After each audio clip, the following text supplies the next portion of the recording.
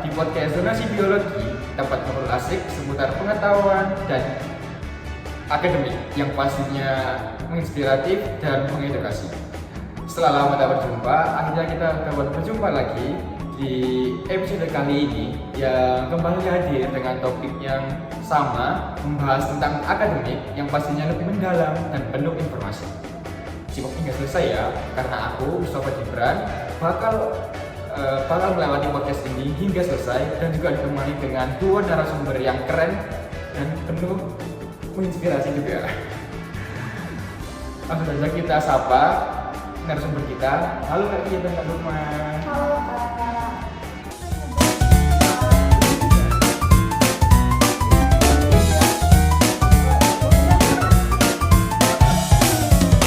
Kabarnya apakah sehat? Alhamdulillah juga sehat. Oke, langsung saja kita masuk pada segmen inti. Karena kita pada topik kali ini bakal ngebongkar nih salah satu model pembelajaran yang sangat ampuh hingga hari ini. Namanya direct instruction, benar kan? Direct instruction atau model pembelajaran secara langsung. Mungkin para penonton sudah banyak yang dengar atau familiar dengan model ini, namun masih belum paham hingga mendalam. Karena mumpung ada dua narasumber yang mengetahui model ini, langsung saja kita tanya nih, apa sih Kak Nurma model direct instruction itu? Oke, terima kasih Kak. Jadi model pembelajaran direct instruction ini adalah sebuah konsep atau pengetahuan baru yang dimana model pembelajaran ini biasanya dipakai oleh guru-guru pada era kurikulum saat ini juga. Nah, model direct instruction itu merupakan sebuah interaksi antara guru dan siswa ataupun dari siswa sendiri itu yang biasanya dibagi secara kelompok kayak gitu. Jadi biasanya dikembangkan atau dilakukan lagi pembelajaran ini tuh di kelas. Misalnya kayak contohnya itu dalam pembelajaran biologi gitu. Oke, benar banget apa yang disampaikan oleh Kak Nurma tadi, kalau model pembelajaran ini itu udah terstruktur dan sistematik, dimana tujuannya ini untuk menciptakan pengalaman belajar kepada siswa. Wah, sih. Jadi semuanya ini runtut dan terencana ya? Nah, tadi aku dengerin ada tahapannya. Pasti para pendengar juga penasaran nih, resep atau langkah-langkahnya kayak gimana sih Kak? Mungkin Kak Nurma bisa dimulai dari kali pertama. Oke, tahapan atau sintaks biasanya menyebutnya dalam kurikulum. Jadi untuk sintaksnya itu di direct instruction itu ada 5. Yang pertama itu ada orientasi.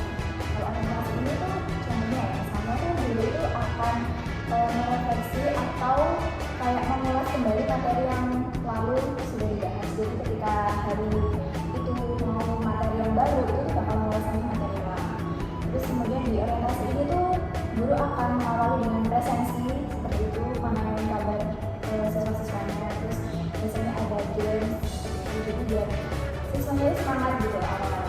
Terus kemudian setelah orientasi itu ada presentasi. Presentasi ini tuh dimana guru akan menjelaskan materi yang akan dibawakan. Sebelumnya tadi orientasi itu guru juga akan menyampaikan tujuan dari materi yang mau dibawakan. Berikutnya kalau orientasi itu ada presentasi.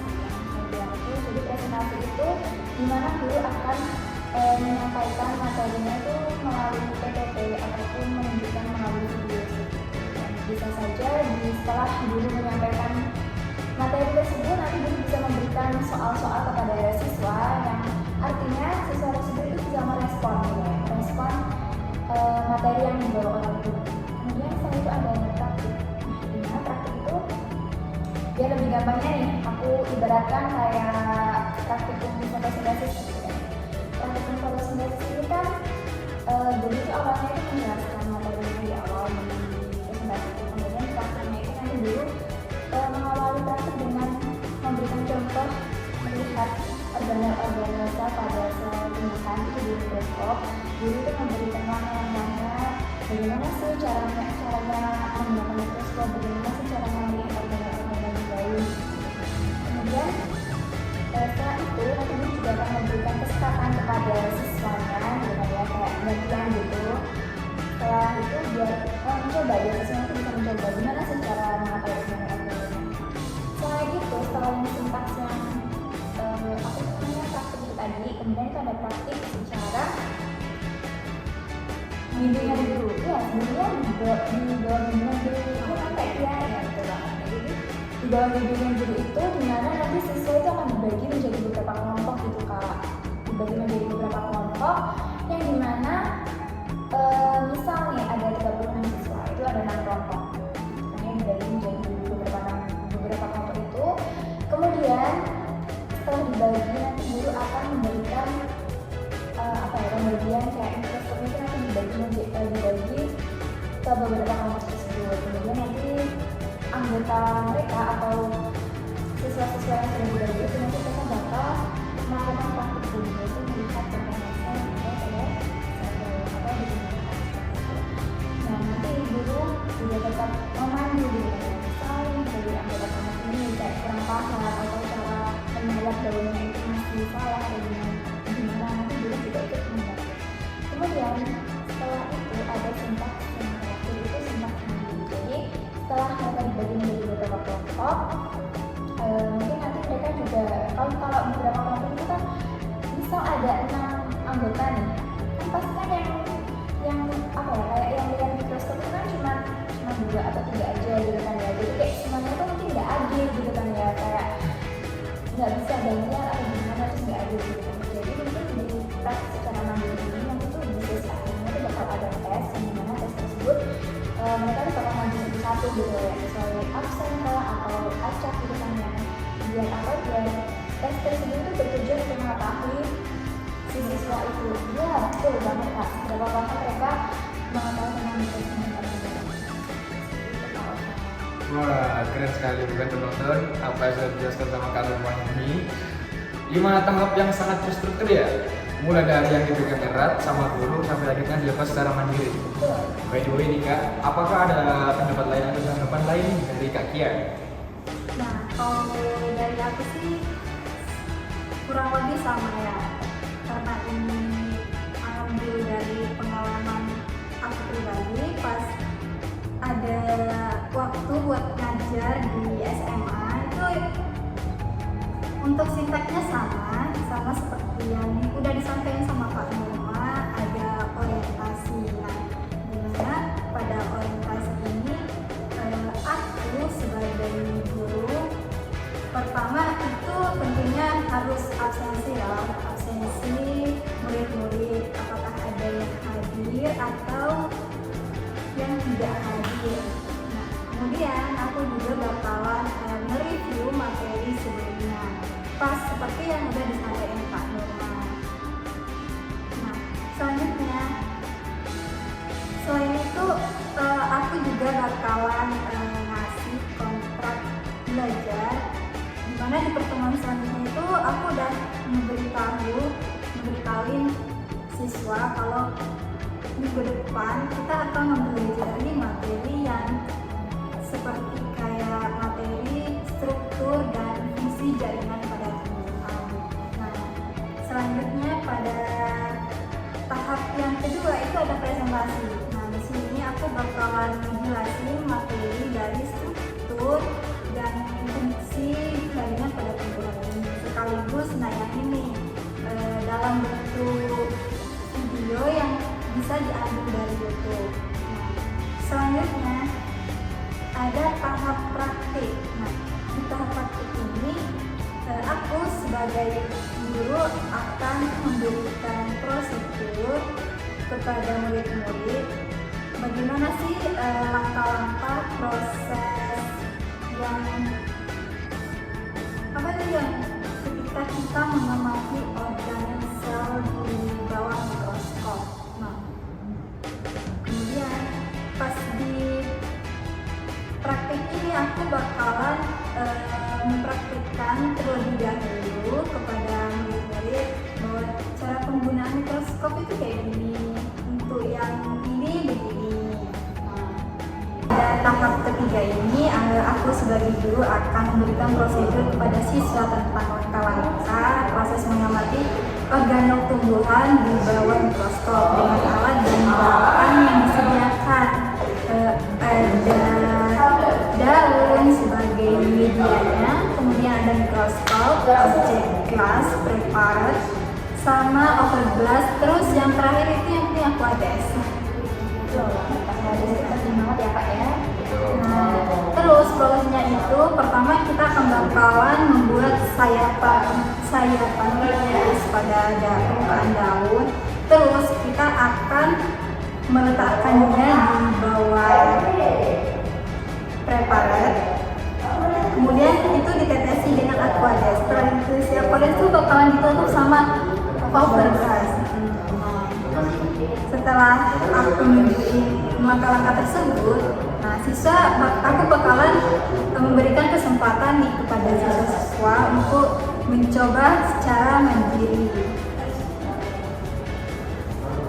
Tapi selain itu tuh biasanya selain dari percobaan itu tuh kita juga masih tugas gitu nggak sih Kak di akhir sesi kayak dikasih PR seperti itu ya.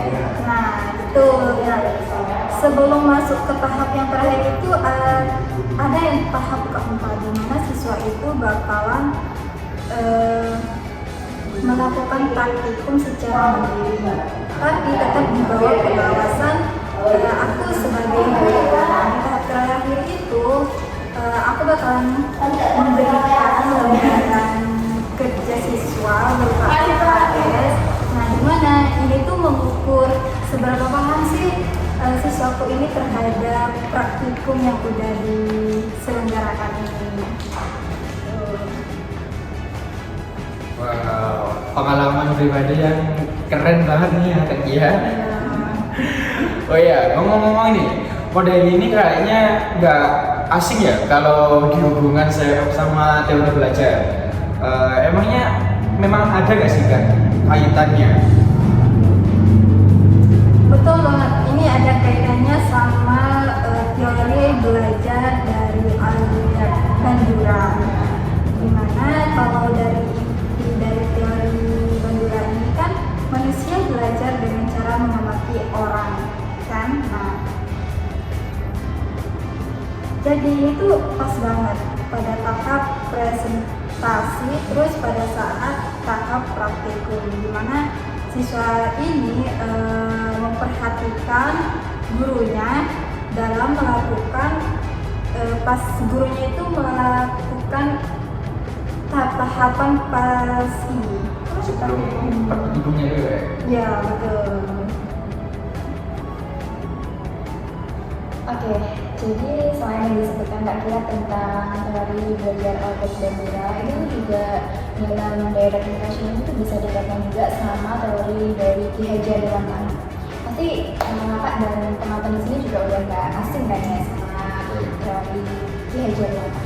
Pertama itu kan Imajo Mangunkaso, itu kan memberikan teladan, di mana guru itu memberikan contoh atau teladan yang baik kepada siswa-siswanya, kemudian memberikan contoh itu dalam arti pemberian materinya itu dengan baik, kemudian dari penyampaian dirinya, terus santun, perkataan, cara penyampaian itu dengan baik, agar siswa itu juga bisa merespon dengan baik.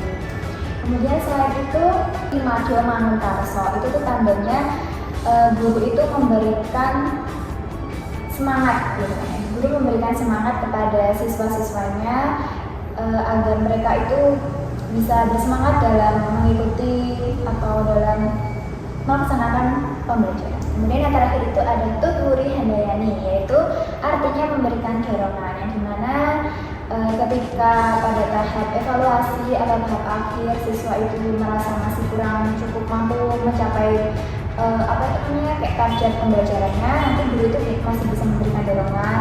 Ya kaitannya sama, bisa memberikan dorongan, memberikan semangat agar siswa itu merasa bangkit dan semangat. Nah iya Kak, tadi yang terakhir itu yang Tuturi Handayani itu aku sering denger ya, tapi yang dua yang sebelumnya tuh jarang banget aku denger Kak. Ya soalnya yang sering dipakai itu yang terakhir ya. Oh iya, Ya. betul, masuk akal. Oke, keren banget. Ternyata model modern ini akarnya kuat banget ya, sampai balik lagi ke teori belajar sosial maupun ke filosofi pendidikan bangsa kita sendiri, yaitu filosofinya dari Ki Hajar Dewantara. Jadi ini bukan hanya sekedar model yang dari luar, tapi juga sangat relevan dengan nilai-nilai kita. Oke sobat biologi, luar biasa banget nih obrolan kita hari ini. Kita jadi tahu dari pembelajaran model direct extraction, dan ternyata itu juga bukan sekedar metode guru ceramah, namun juga sebuah model yang sudah terstruktur rapi dan juga sistematis, lalu juga punya 5 tahapan yang jelas, yaitu orientasi, presentasi, praktik, dan praktik terbimbing, dan praktik mandiri juga. Dan yang paling penting, model ini selaras dengan teori hebat dari Bandura dan juga Ki Hajar Dewantara.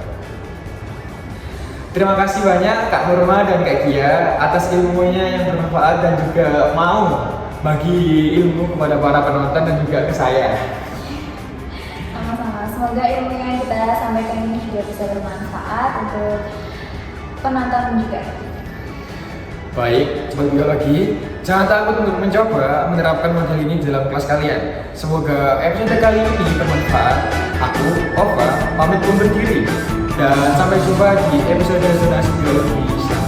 Bye-bye. Apa sih?